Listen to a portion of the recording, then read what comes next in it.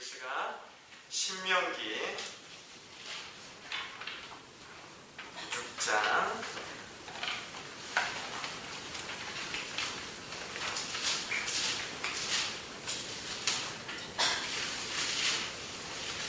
신명기 6장 4절부터 9절까지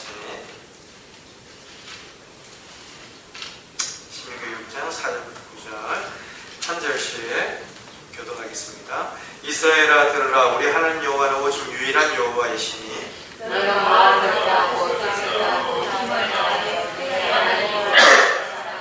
오늘 내가 내게 명하는 이 말씀을 너는 마음에 새기고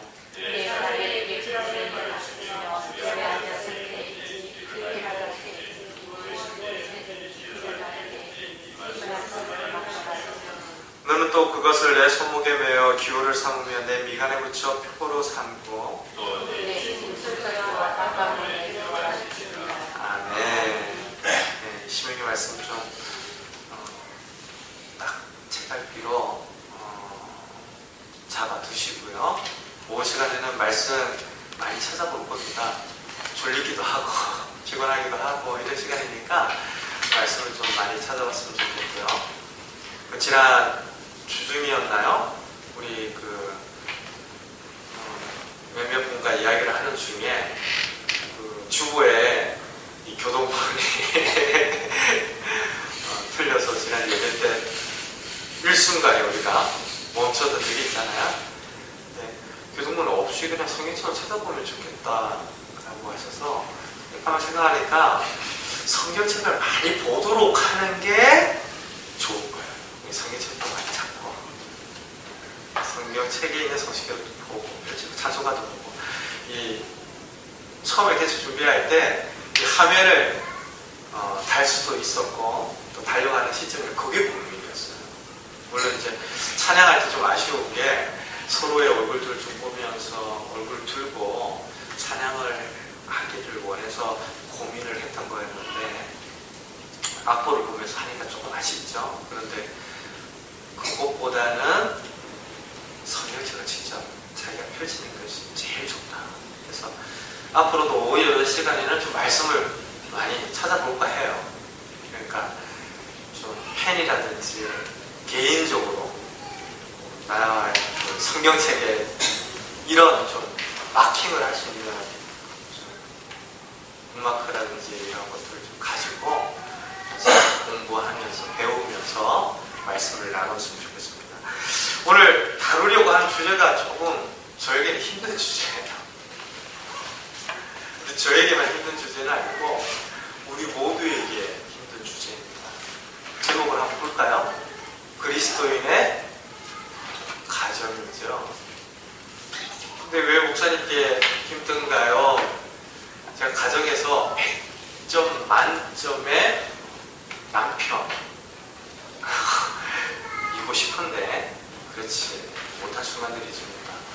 100점 만점의 아빠 이고 싶은데 절대 쉽지가 않았죠. 사실 저는 개척하고 우리 성도님들과 함께 예배를 드리면서 참 나름대로 좋은 것이요. 그 말씀을 준비하고 나눌 수 있는 일단 기회들이 제가 부교육자로 대형교회 이제 부교육자로 있을 때보다 훨씬 안정적이고 편하고 자주 주어지고 있다는 것인데 그래요. 뭐 교구를 맡고 행정을 맡고 어떤 사역을 맡고 그러면요. 그래서 사실 말씀을 이렇게 나누고 함께 공유하고 그렇게 많지는 않아요. 모임이라든지 이런 부분에서 이야기를 하고 하는 것이지 제가 좀 작년에 그런 부분에서 많이 어려웠어요. 행정적으로 200명 가까운 사람들을 팀을 짜서 해외 선교지에 9개 팀을 보내면서 선교가 마칠 때까지 거의 준비하면서 마치는 한 6개월을 거의 눌려서 진행하는 팀입니다. 그러는 중에 집에 거의 못 들어오죠. 새벽에 나가면 이제 저녁 늦게 들어오고. 근데 이제 창원에 와서 개척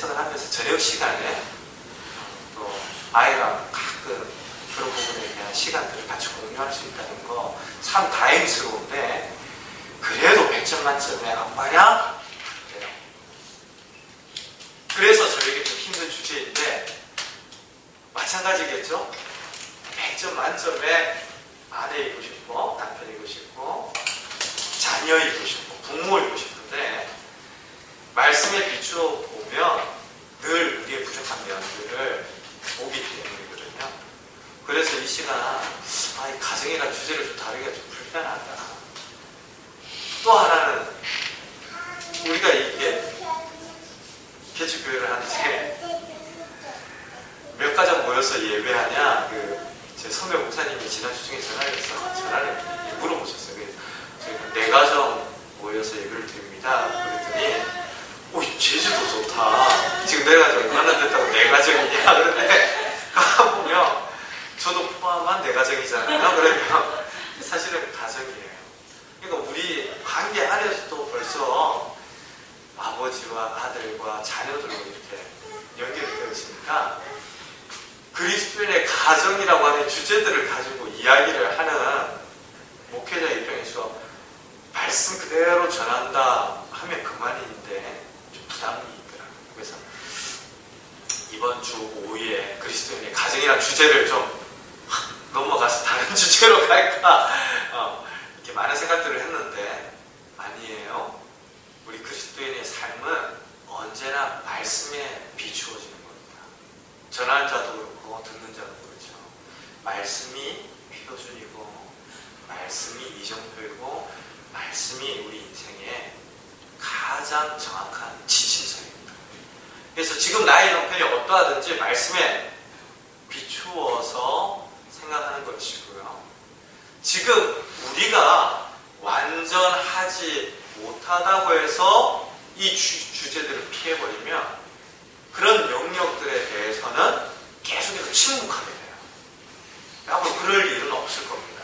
그래서 내가 불편하고 우리가 불편하고 우리 성도들께 불편한 주제일 수 있어도 말씀이 이야기하고자 하는 바이고 가르치는 바이면 저는 고민을 하겠지만 그때마다 전하는 쪽으로 기울어질 겁니다. 목사님 진짜 센스가 없으시거나 한 고집이 있으시다 이렇게 생각하지 마시고요. 말씀이 우리에게 요청하는 바이구나, 가정생활에서도 우리에게 바라시는 바이구나, 좀 말씀을 통해서 되돌아보고 되짚어보는 시간들이 되었으면 좋겠습니다. 누구든지 그 사람이 누구인가, 어떤 인격을 가지고 있는가 가장 잘 드러나는 현장이 가정이죠. 그래서 가족들이 제일 잘 압니다. 내가 나를 잘 아는 것 같은데 실상은 나를 가장 오랫동안 지켜본 사람들이 나를 더 잘 알죠. 아실 겁니다. 태초부터 죄를 짓고 그 죄로 인해서 하나님의 관계가 어긋났을 때 자기 잘못만 감추잖아요. 내 잘못이다라고 한 사람이 아무도 없었잖아요. 저 사람 탓이다, 하나님이 만드신 짐승 탓이다, 하나님 탓이다, 하나님이 만드신 선악과 탓이다, 이렇게 이야기를 하지 내가 잘못했습니다 라고 하는 사람은 아무도 없어요. 그걸 보면 죄라고 하는 것은 항상 자기를 은폐하고 감추고 꾸미는 속성을 가지고 있습니다. 근데 이거 일반적인 관점에서 이야기를 하면, 야, 누구든지 너나 할 것 없이 자기의 잘못을 인정하고 말하고 이야기하는 건 정말 어려운 일이에요. 당장 눈에 보이는 게 다른 사람이니까 다른 사람 이야기를 하기가 쉬운데요. 그것만 보더라도 내가 나를 잘 아는 것 같은데 잘 모르죠. 내가 나에 대해서 자기 잘못조차도 인정을 잘 못하니까 나의 실제에 대해서 잘 모를 때가 많습니다. 그래서 가끔 이제 다툼이 생기고 갈등이 생기면 나를 모르는데 어떻게 그렇게 말을 하냐 속상해하는데, 사실은 오랫동안 보던 사람들이 나보다 더 나에 대해서 아는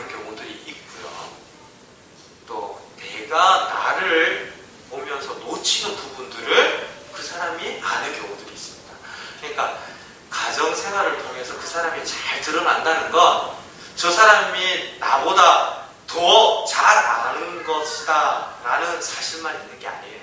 저 사람이 나를 볼 때 내가 나에 대해서 아는 것만큼이나 저 사람도 나를 안다라고 생각하시면서 가정 안에서 그렇게 잘 드러나는구나. 나에 대해서 잘 드러나는구나.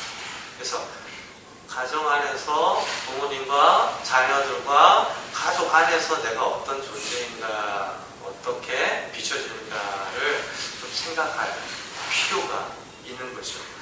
교회는요, 건강한 그리스도인의 가정을 통해서 성장하고 자라는데, 가정이 아름다워지고 튼튼해져야 교회도 아름다워지고 튼튼해집니다. 교회는 확대된 가정이거든요.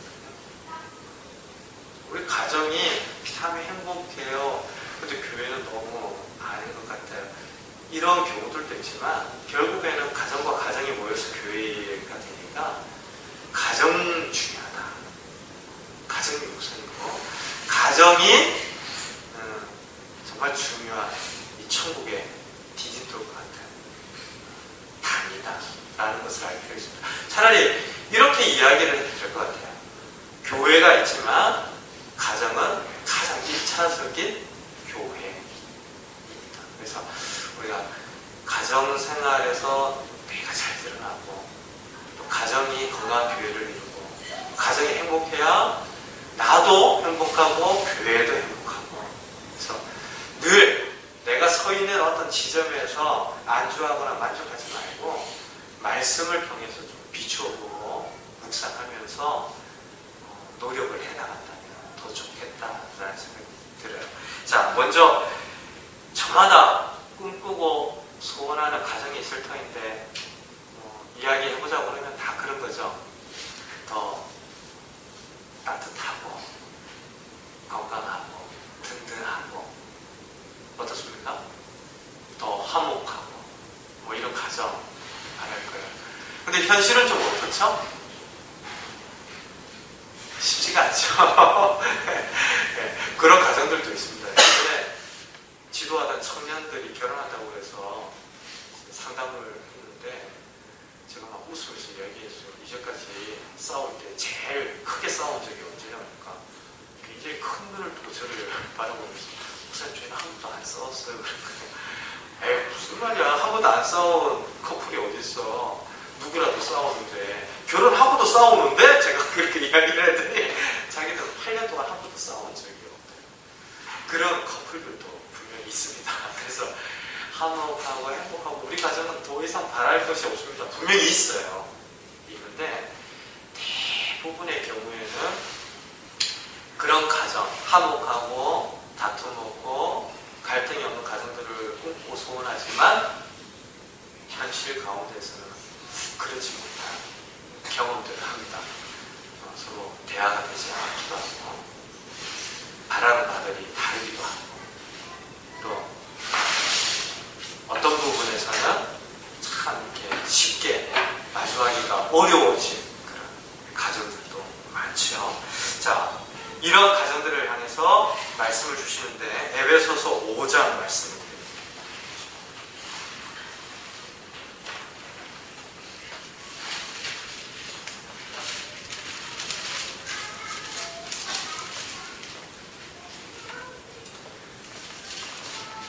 에베소서 5장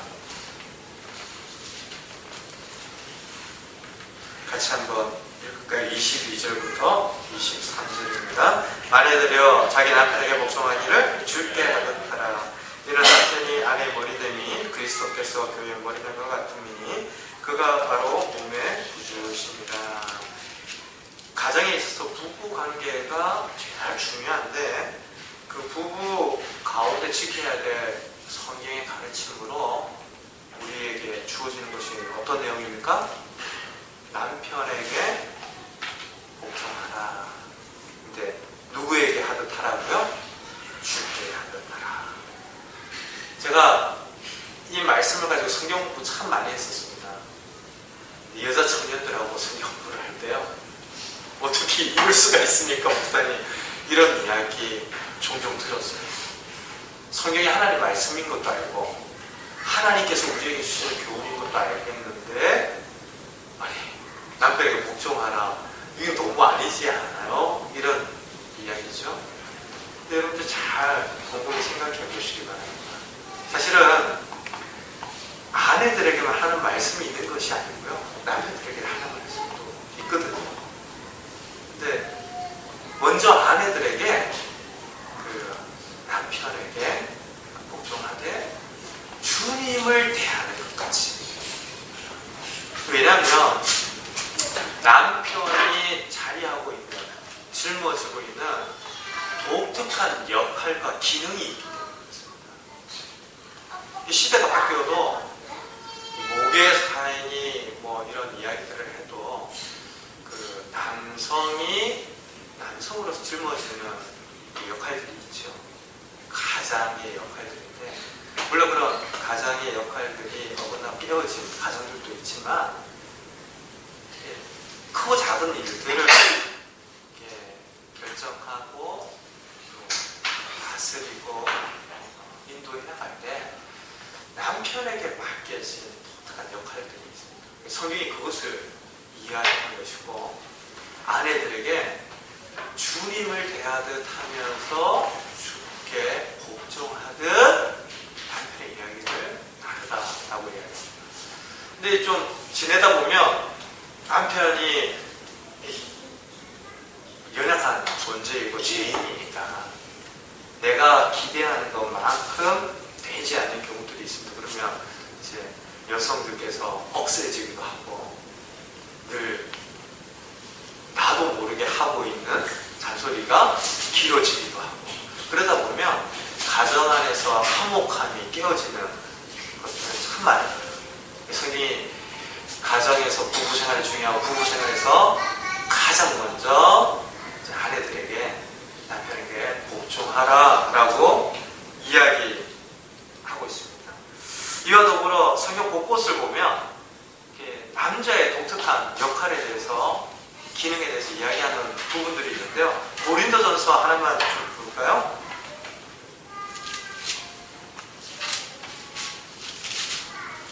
고린도전서 11장 8절에서 9절.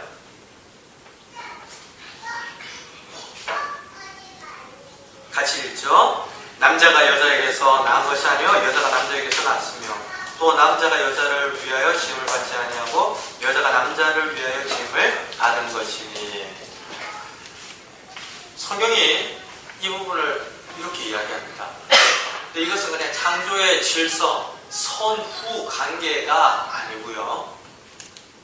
하나님께서 사람을 만드시고 땅에 충만하라, 생육하고 번성하라, 그리고 이 땅에 있는 모든 생물들을 다스리라 라고 할 때 이 다스리는, 섬기는 역할들을 아담에게 말씀을 하셨죠. 근데 혼자 그 일을 하는 것이 좋지 못하다 하여서 돕는 예필로 여자를 만드십니다. 그러니까 제가 말하는 이 남자와 여자의 차이는 서열의 차이가 아닙니다. 우열의 차이가 아니에요. 기능적인 차이입니다. 남자에게 다스리는 어떤 역할과 기능이 주어졌고, 여성에게는 돕고 섬기는 기능이 주어졌습니다. 돕지 않고 섬기지 않고 주장만 하고 다스린다 그러면 엉망이 되겠죠. 집안 살림도 당장 아내가 없다, 정말 불편하겠지. 처음에 개척하고 내려와서 한 달 정도 아내랑 이제 떨어졌잖아요. 우리 아이가 그 졸업하기도 전에 본방을 남겨놓고 왔다가 그 기간 때문에 다시 올라가서 몇 주 떨어져 있는데, 뭐 밥 문제며 세탁 문제며 안 하던 거 이렇게 다 해보니까 진짜 아내의 일이 많구나라는 거. 그전에는 저는 새벽 기도 때 나가서 저녁에 들어오면 늘 와이셔츠 다려져 있고 옷 준비되어 있고 배고프면 밥 먹고, 그러니까 이런 표현이 가능하니까 그냥 나와라 뚝딱 하면 나오는 줄. 물론 생각하면 그게 아니다라는 걸 알면서도 그냥 체험적으로는 그걸 쉽게 생각하는 거예요. 근데 그 빈자리를 대신 메꾸면서 해보니까 정말 바빠요. 일도 많고. 그래서 그런 어떤 기능적인 차이들을 생각하면 상보적이다. 어느 한쪽만 있어서는 절대로 안 되겠구나. 그리고 뭐 집집마다 경우가 다르겠지만 사물이라든지 전반적인 일을 결정할 때 남성들이 보는 관점과 자매님들이 보는 관점은 참 많이 다른 것 같아요. 관계지향적이죠. 그래서 자매님들이 가정에서도 교회 안에서도 살림의 역할, 진짜 생명을 살리는 역할들을 다 감당하는데 관계지향적이다 보니까 뭐 일의 순서라든지 내용을 가지고 목숨 걸지 않아요. 조금 잘못될 수도 있다라고 늘 생각을 하지, 이건 이거다 저건 저거다 뭐 이렇게 하진 않죠. 그래서 가만 보면 이게 경험 안에서 체득된 순서라든지 기능이 아니라 하나님의 창조의 어떤 질서와 조화로움 안에서 남자의 역할이 다르고 남자의 역할로 부족한 부분들을 돕는 대표로 여자를 지으셨는데 우선 여자에게, 아내에게, 남편에게 복종하라라고 이야기하는 것입니다. 자, 이와 더불어서 또 부부가 지켜야 될 가르침이 이어지는데요. 이제 남편 차례죠. 앞서 아내들이여 라고 하는 말씀에만 미주를 쳤다가 꼭 부부에게 문제가 있을 때 남편분들이 그 말씀만 인용하고 쓰면은 모르는 분들은 당하는 거예요. 같이 알아야 되는데 남편들이여 라고 하는 말씀이 있습니다. 에베소서 우리 찾아볼까요?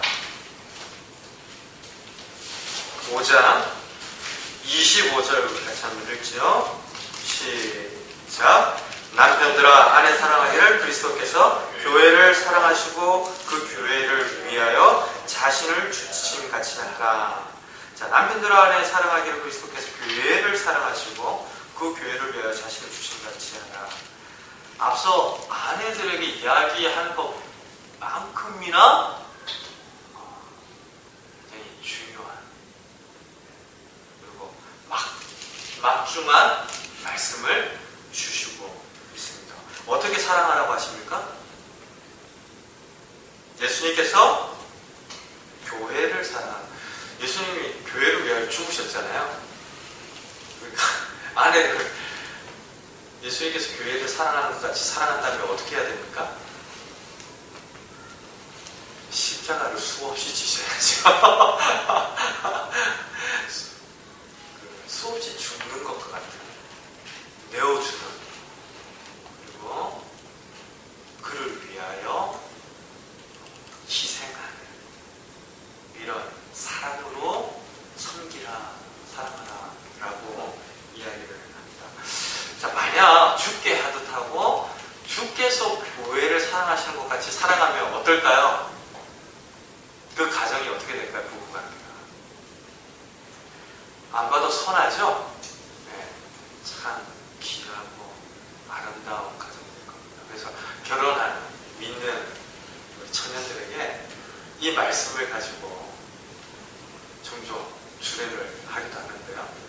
앞에 말씀을 읽으면 신랑의 목동이 커져지고 뒤에 말씀을 읽으면 아내의 눈들이 커지면서 서로 반짝반짝거리면서 결혼하는. 근데 하나님의 말씀이 이제 남편들에게, 아내들에게 동일한 말씀을 주시고 있죠. 그 부부관계의 기준이 예수님과 교회의 관계라는 것을 좀 주목해 볼 필요가 있습니다. 이것을 무엇을 의미할까요? 불가분의 관계입니다. 끊어질래야 끊어질 수 없는 관계입니다. 예수님과 교회가 무관해지면 그건 교회도 아닌 거죠. 절대로 떨어질래야 떨어질 수 없는 관계. 그리고 신랑과 신부의 비유로 우리에게 말씀해 주시는 관계인데요. 부부관계는 마찬가지입니다. 그래서 종종 성격이 맞지 않아서 상대방의 이해할 수 없는 성격 때문에, 성정 때문에, 또 실수 때문에, 갑작스러운 경제적인 어려움 때문에 그렇게 해서 이혼한다, 떨어진다, 좋지 못한 겁니다. 지금 저희 교회 가운데는 이혼한 가정이 없어서 제가 확실하게 말해줄게요. 근데 차후에는 이혼하신 성도님들께서 또 계실지 모르겠어요. 그럴 때는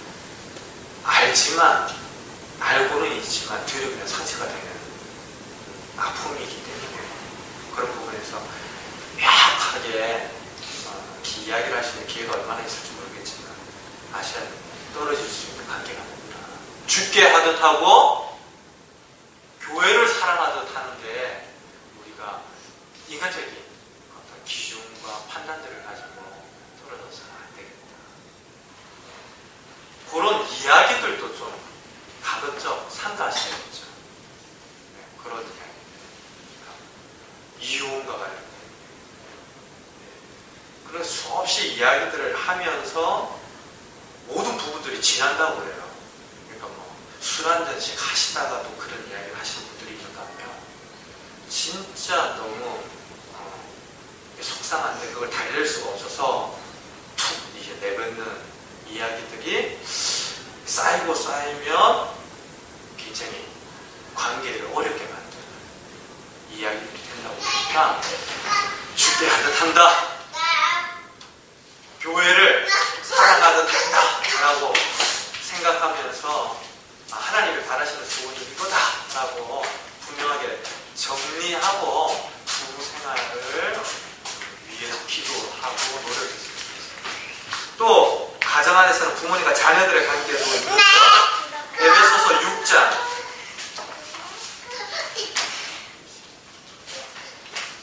에베소서 6장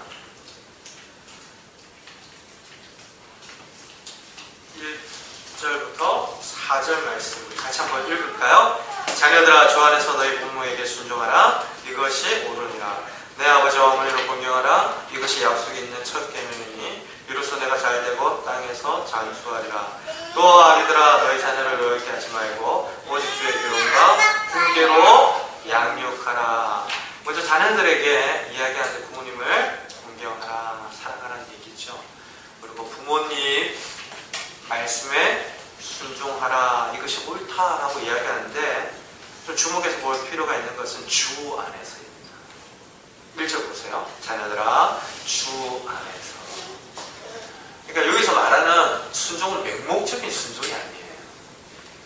부모님 말씀하시니까 부모님의 말씀이라면 무조건 순종한다. 이거는 유교적인 세계관 안에서 말하는 거예요. 근데 성경적인 가르침은 부모님을 공경하고 순종하는 그 마음의 중심에 대해서는 이야기를 하십니다. 그리고 그것이 범사가 잘 되고 복된 길이라고 믿습니다.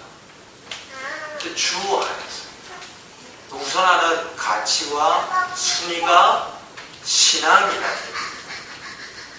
하나님을 믿는 믿음 안에서 상치되어지거나 모순되는 일들에 대해서 부모님 말씀하신다. 그러면 그 일들을 위해서 기도하고 기다리고 때로는 아프고 힘들어도 포기해서는 안 되겠죠.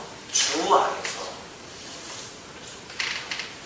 신앙 안에서 먼저 우리가 무엇을 배웁니까? 부모님과 싸우라 뭐 이런 걸 배우는 게 아니잖아요.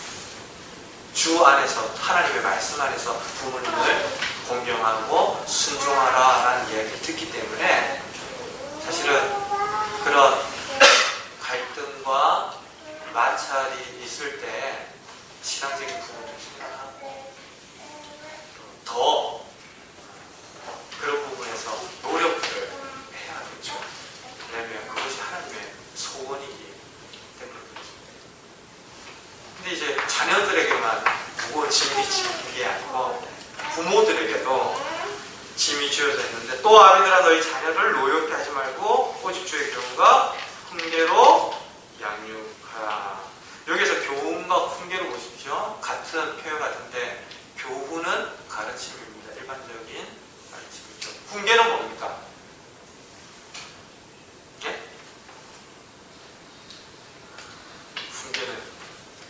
교장 선생님의 다시 말씀이 있겠습니다.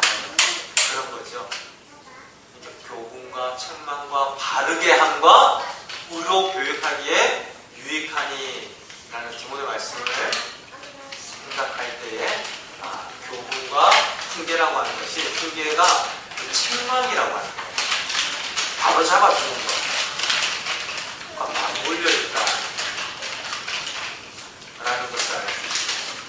성경 곳곳을 보면요, 이런 자녀들에 대한 훈계에 대해서 이야기를 참 많이 하고 있습니다. 시편 23편 혹시 기억나세요? 여호와는 나의 목자시니 내가 부족함이 없으리로다. 그가 나를 큰 초장에 이르시고 쉴만한 물가로 인도하시리로다. 그렇죠? 그리고 내가 사망의 음침한 골짜기를 지날지라도 해를 두려워하지 아니하는 것은 하고 넘어갔는데 그 사이에 뭐가 있어요? 주의 지팡이와 막대기가 나를 안위하시나이다. 근데 왜 지팡이와 막대기 같은 겁니까? 다른 겁니까? 나무라고 저기 생각하겠죠. 실상은 같은 겁니다. 그런데 지팡이와 막대기 기능이 달라요. 끝이 오그라져 있습니다. 그 당시에 쓰는 막대기는 뾰족한 겁니다. 지팡이는 돌 틈에 이 양이 참 앞을 못 본다고요. 이 의자 사이에 끼어서 끙끙거리고 빠져나오지 못하는 그 정도의 시력을 가지고 있는 짐승이 양인데, 그런 양들은 끝이 오그라진 거로 목을 그리고 몸통알을 채워서 던져주는 거죠. 지팡이입니다. 어머니의 손 같은 겁니다. 막대기는요, 막 제갈길로 가고 가는 길이 아니라 어긋나무인데 쿡쿡 찌르는 거죠. 여기서 보는 교훈과 훈계라는 것이 지팡이와 막대기와 같은 것인데요, 왜 이것을 제가 좀 강조를 하냐면, 이게 참 균형을 가지기가 쉽지가 않아요. 훈계에 너무 힘을 쏟다 보면 사랑이 부족하다고 얘기합니다. 그리고 너무 좋은 부분에서 이야기를 하다 보면 아이들에게 분명한 원칙과 세상에 대한 이해들이 좀 왜곡되는 경우들이 있어요. 우리가 종종 TV 프로그램을 통해서도 보는 바와 같이 우리 아이가 달라졌어요 뭐 이런 데 보니까 제일 중요한 게 일관성 있는 훈계, 양육이더라고요. 부모님들이 그런 부분에서 자꾸 성경을 통해서 배우지 않고 내가 지금 몇 살 때 얻은 하나님 생명인데 라고 좋게만 어디 손댈 때가 있어 뭐 그러면서, 손대자는 얘기는 아니에요. 이거 오해하시면 안 됩니다. 마냥 좋게만 생각하고 여기면 아이를 망치는 거예요. 잠언 전도서의 말씀을 통해서 보는데 아이가 잘못하면 때리라고 해요. 성경에서 때리라고 이야기하는 것도 굉장히 놀랍거든요. 채찍으로 때리라고. 야, 이게 뭐냐? 그런데 뭐라고 뒤에 이야기가 나타나죠? 그가 수월, 음부에 내려가는 것보다 차라리 맞고 아프고, 사실은 부모님이 때리면 아이만 아프니까 부모의 마음도 아프죠. 똑같아요. 그러니까 그 아픈 게 지옥에 내려가는 것보다 더 낫다라고 이야기를. 그래서 이 교훈과 훈계 균형이 잘 필요한데, 부모에게 특별히 자녀들을 어떻게 하라고요? 노엽게 하지 말라라고. 균형이 이루어지면 아이들을 노엽게 합니다. 균형이 이렇게 어긋나면요, 아이들을 반드시 상하게 하고 노엽게 하죠. 그러니까 화를 내다가 화가 나를 삼키는 경우들이 있습니다. 말을 하다 보니까 말이 나를 삼키는 건데 아이에게 못할 말을 하죠. 근데 아이는 그 짧은 시간에 그 말이 자기의 부모의 전부인 것처럼 판단하고 여기는 경우들이 있다고 해요. 그래서 하면서 극단적인 선택을 하는 친구들이 있는가 하면 부모에 대해서 규명을 하세요. 어떻게 저런 말을 나에게 할 수 있지? 라고 생각을 하면서 부모로부터 받은 것에 대한 노여움을 가지고 이야기합니다. 은혜야, 우리 이웃나 치고 치자? 네. 그런 게 있죠. 그러니까 자녀들을 노엽게 하지 말라라고 성경이 이야기합니다. 자녀들은 부모님을 공경하고 부모님은 자녀들을 가르치면서 노엽게 하지 않도록 나의 성정이 아이를 가르치는 기준이 되지 않고 일관성 있는 하나님의 말씀 안에서 사유하면서 가르치도록 하는 것, 그것이 부모들의 할 도리. 여러분들, 아이들이 착합니까? 나쁩니까? 예? 대답하기 참 어렵죠. 분명히 아셔야 돼요. 성경은 의인이 한 사람도 없다고 그러거든요. 아이라고 마냥 착하다, 절대로 그렇지가 않습니다. 그러니까 아이들에게 가르칠 것을 가르치되 가르치는 나도 연약하니까 일관성이 없잖아요. 화를 한번 내면 어떻게 나한테 그럴 수가 있냐, 내가 몇 번을 이야기했냐, 그러면서 이제 익숙하죠? 많이 해본 것 같지 않아요? 그렇게 화를 내다 보면 아이를 상하게 하고 노엽게 하고 마음을 다치죠. 그러니까 부모들의 할 도리도 정말 중요하고 자녀들도 주 안에서, 그러니까 이제 주 안에서라는 말이 상당히 어려운 표현입니다. 이게 더 잘해야 되는 거거든요. 더 잘해야 돼. 그래서 이런 관계 안에서 아버지와 어머니와 자녀들 이렇게 가정을 이루어간다면 어떻습니까? 선하죠. 아름답고 귀한 가정이 될 것이다 라고 우리에게 가르쳐주고 있습니다.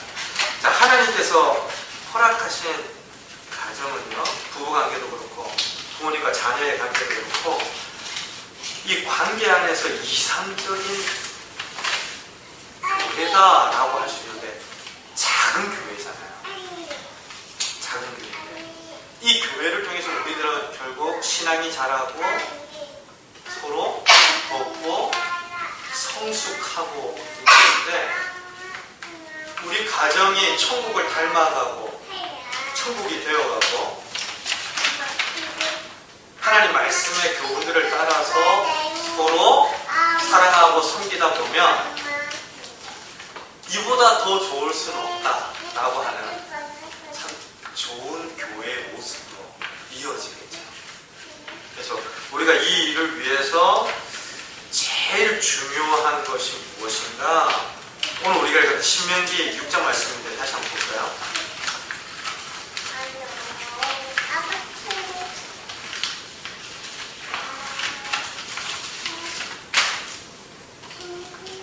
자, 오늘 우리가 읽었던 말씀인데 4절부터 9절 말씀이죠. 우리 다시 한번 한 절씩 되돌려 봅시다. 이스라엘아 들으라, 우리 하나님은 오직 유일한 여호와이시니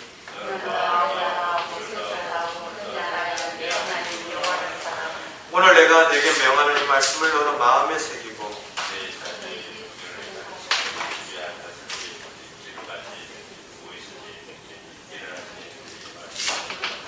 너는 또 그것을 내 손목에 메어 기호를 삼으며 내 미간을 척도로 삼고. 아멘. 신명기에서 말하는 가장 중요한 핵심이 뭡니까? 가르치라는 겁니다. 잊지 않도록, 기억할 수 있도록 도우라는 것이죠. 모든 가정이 이상적인 교회다, 바로 천국이다 라는 이해 속에서 그렇게 되기를 소원할 때 빠지지 말아야 될 것이 말씀. 부모님을 향해서도 말씀이 들어져야 되고, 자녀들을 향해서도 말씀이 주어져야 하고, 부부 관계에서도 말씀이 갈 수 있습니다. 예전에 어느 목사님 사모님이 극단적으로 자살을 하려고 여러 번 시도를 줄 때 너무 그때는 이제 목사님이 아니었는데 속상해요. 남편이 이 주사가 굉장히 심했는데 새벽 2시든 3시든 술 들어와가지고 밥 차리라고 아내를 깨우고, 그러니까 신앙 안에서 자랐던 아내 입장에서는 너무 어려운 거죠. 그래서 몇 번을 이혼을 할 생각을 하고 자살하고 싶은 충동을 느끼면서 우울증에 시달렸는데, 어느 날은 하나님의 말씀 때문에, 그래도 사랑하라는 하나님의 말씀 때문에 어디까지 갔다가 되돌아온 이야기를 일기장에 적어놨어요. 근데 그날따라 목사님이, 그때는 목사님이 아니었어요. 막 술 먹고 들어와가지고 밥 차리라고 문을 두들기고 아내를 깨우려고 하다가 조용히 들어오고 싶더래요.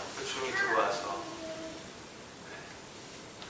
안에 뭐 하나 방에 갔더니 불이 켜져 있고 그 안에 앞에 노트가 펼쳐져 있길래 우연히 보다 보니까 뭐 이렇게 망치로 얻어맞았다고. 이때까지 아무 말도 없었고 나는 참 잘한다고 생각했고 아내도 늘 행복한 걸로만 생각을 했는데 자살하고 싶다, 죽고 싶다, 어떻게 하냐, 뭐 이런 고민들이 절절하게 기록이 되어 있는 일기장을 우연히 본 거예요. 그때부터 이분이 자신의 삶 자체를 돌이키면서 회심을 하고 이후에 목사님 가서 되셨는데, 여러분들 잘 아실 겁니다. 이재철 목사님 아세요? 네. 이재철 목사님의 회고 가운데 나옵니다. 예전에 홍성사 출판사를 경영하면서 하여튼 뭐 아주 잘 나가는 집에 아들이었고요.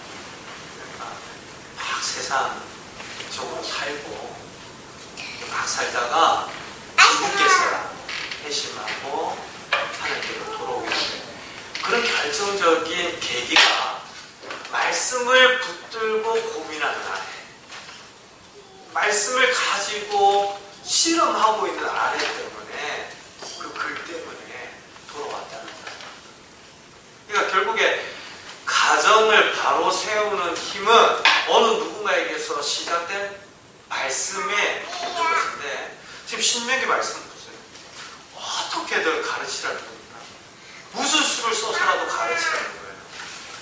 아니 어떠한 순간에만 매여있지 않도록 지속적으로 다방면에 할 수 있는 모든 영향을 다 기울여서 가르치라는 거예요. 지금 그 말씀을 붙이라고 하는 곳곳을 보세요. 손목에도 매고 문설주와 바깥문에도 이런 거 아닙니까?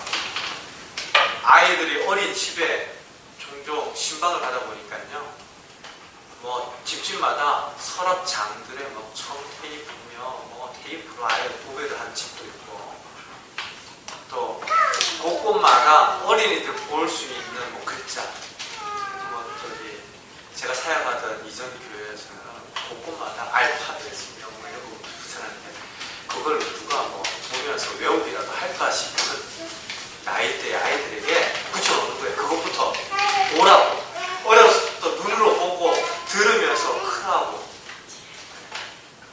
지금 신명기에서 하나님의 말씀을 가르치죠. 그렇게 하라고. 눈이 닿는 곳곳마다 말씀을 놓고 아이들이 모든 순간에 그 말씀들을 기억할 수 있도록 가르치라는 것인데, 어떻습니까? 집에 화장실에 성경 구절 두라는 이야기일까요? 네, 그렇게라도 할 수 있으면 더 좋죠. 그런 구체적인 적용은 우리 각자의 기도 가운데에서 적용되어질 것이다 생각을 하는데요. 중요한 건 한시라도 성경책을 덮어버리고 손에서 놓아버리면 말씀을 참 기억하려야 하기 어려운 우리인 거예요. 하나님께서 그래서 말씀을 어떻게든 가까이 하고 가르치라라고 이야기한대요. 지금 직장을 다니고 있는 우리들, 사회생활을 하고 있는 우리들 많은 문제가 아니라 가정 안에서 자녀들도 마찬가지죠. 우리 아까 잠깐 점심 먹고 정빈이 은혜가 호비 보고 싶다고. 그 호비 한 편이 시작했다 끝나는 시간이 한 10분에서 15분 정도 되죠. 근데 호비만 재미있는 게 아니에요. 보라돌이도 있었고 예전에 다양한 프로그램들이 있지 않습니까? 가만 생각하다 보면 오늘 이 시대에 자라나는 아이들의 정신세계와 세계관에 지대한 영향을 주는 대부분의 시간들이 말씀 밖에 있어요. 진짜 말씀으로 뭔가를 가르치고 나누고 돕고 하는 시간은 점점 더 줄어들고 있어요. 그러니까 진짜 인생에 대한 태안이라든지 지혜들을 가지고 자기 인생의 소중함을 알고 남이 나에 대해서 뭐라고 하든 나의 특별한 가치를 알고 하나님 안에서 인생을 살아가는데 힘을 쏟아도 될까 말까 하는 시간인데 온통 남들이 나에 대해서 어떻게 이야기하는가, 남들 앞에 비춰진 내가 지금 어떤 형편인가 이런 걸 가지고 인생을 소진하다가 좋은 게 다 지나가는 그런 경우도 있거든요. 근데 그런 결정적인 차이를 어디에서 만들어내느냐, 말씀을 가르치는 일에서부터 나오는 것인데 고민해야 돼요. 갈수록 말씀을 가르치는 넉넉한 시간을 보장하는 시대가 아니고 어떻게든 그 시간마저도 빼앗으려고 하는 시대입니다. 우는 사자처럼 두루 삼킬 자를 찾는다라고 그랬어요. 그러니까 힘없고 정말 연약한 약점들을 더 집요하게 물고 늘어지는 것이 우리의 대적 사단인데 오늘 이 시대에 얼마나 교육적인 부분에서 우리 아이들에게 실패하고 있는가 반성이 되는 거죠. 더 많은 시간 가지고. 그래서 우리 주일학교 교육에 대해서도 지금 기도하면서 여러 이야기를 듣고 지금 준비를 하고 있는데 해야 돼요. 신명기 말씀에서 하는 것처럼 반드시 가르치고 전하라라고 이야기합니다. 자, 그렇다면 보십시오. 가정에서 가장이 맡은 가장 중요한 역할이라고 하는 건 뭘까요?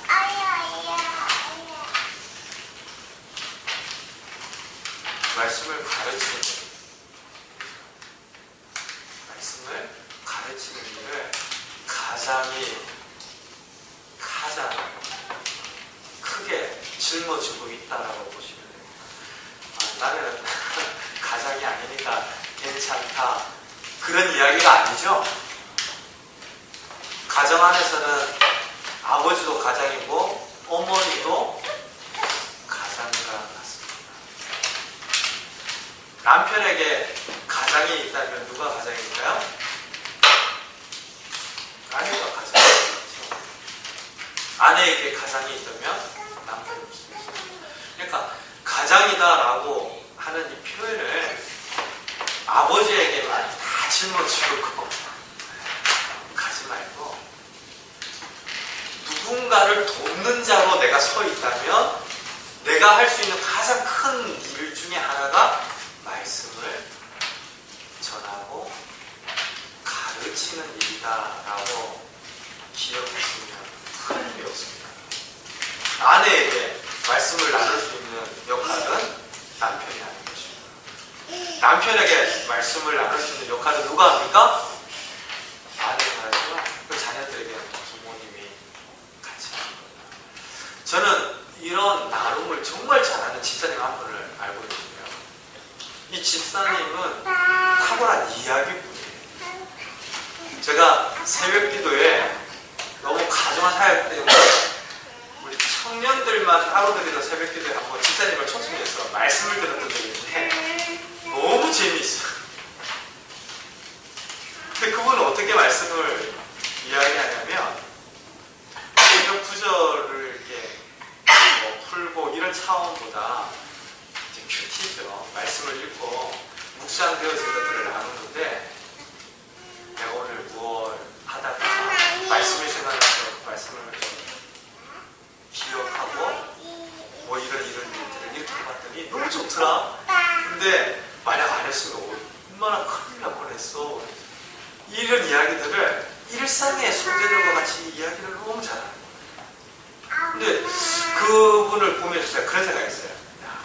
결국에 사는 이야기들을 말씀과 더불어서 들려주는 역할이 아빠의 역할이고 엄마의 역할이고 부모님이에요.